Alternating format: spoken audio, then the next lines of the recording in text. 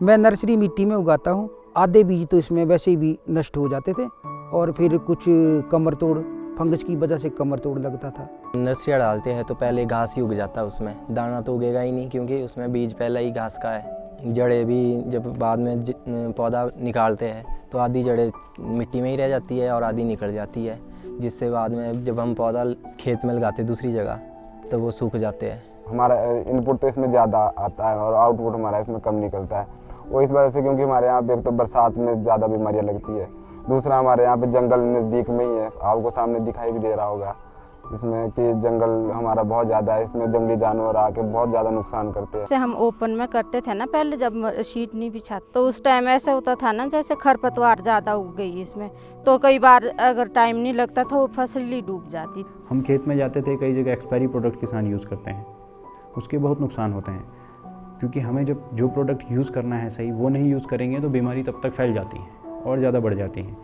तो इससे पहला जो मैं पेस्टिसाइड वगैरह यूज़ कर रहा था तो स्प्रे वगैरह करने के बाद मेरे आंखों में स्वेलिंग आ जाती थी और उसके बाद सर में दर्द वगैरह, तो सोना ही पड़ता था। उसके बाद पहले बेसलाइन सर्वे करवाया।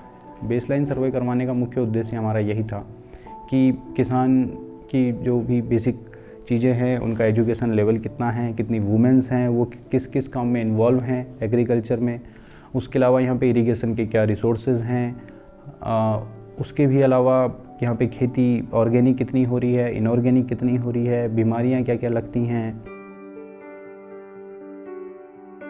ना इसमें हमारी गोबर की बचत भी होती है। हम बेड बना लेते हैं, उसके बीच में गोबर डाल लेते हैं और कवर कर देते हैं उसको, उसके ऊपर से मल्चिंग बिछा देते हैं। इससे क्या होगा आपका कि बरसातों में जो बह जाता है हमारा गोबर वगैरह, खाद बह जाती है, वो हमारी बहती नहीं है इसमें।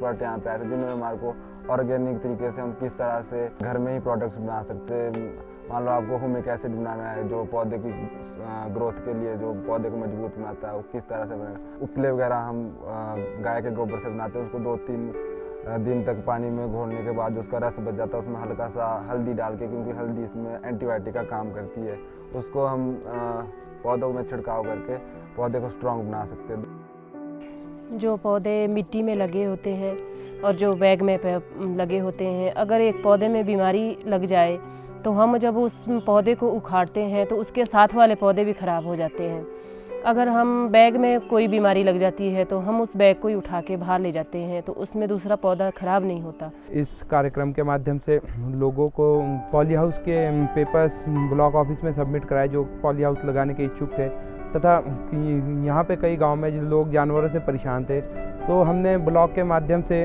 उन लोगों को सोलर फेंसिंग की एक तकनीक दिलाई, जिससे कि उनके खेतों में अब जानवरों की दिक्कत नहीं है। अपने कीड़े मकोड़ों के लिए हमने एक इसमें ये येलो ट्रैप लगाया है, तो उसमें वाइट फ्लाई वगैरह जो छोटे कीड़े वो सारे उसमें फंस जाते हैं, उसमें स्प्रे करने की आवश्यकता ही नहीं होती, मतलब पेस्टिसाइड डालने की ज़रूरत ही नहीं पड़ती अंदर।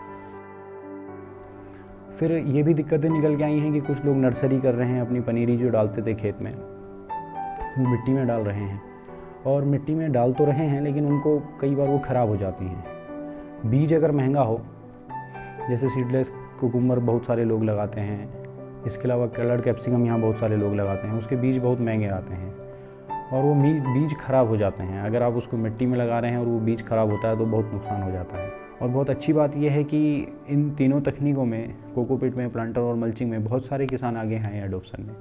तो बड़ेज गांव में ही हमारे कम से कम 17-18 किसान हैं जो कि मल्चिंग तकनीक के लिए आगे आए हैं कि हमें ये तकनीक करनी है। इवन हम भी जाते हैं तो बोलते हैं कि सर आप कहाँ से दिलाइए, हमको मल्चिंग दिलाइए, वो दिलाइए, वो दिलाइए।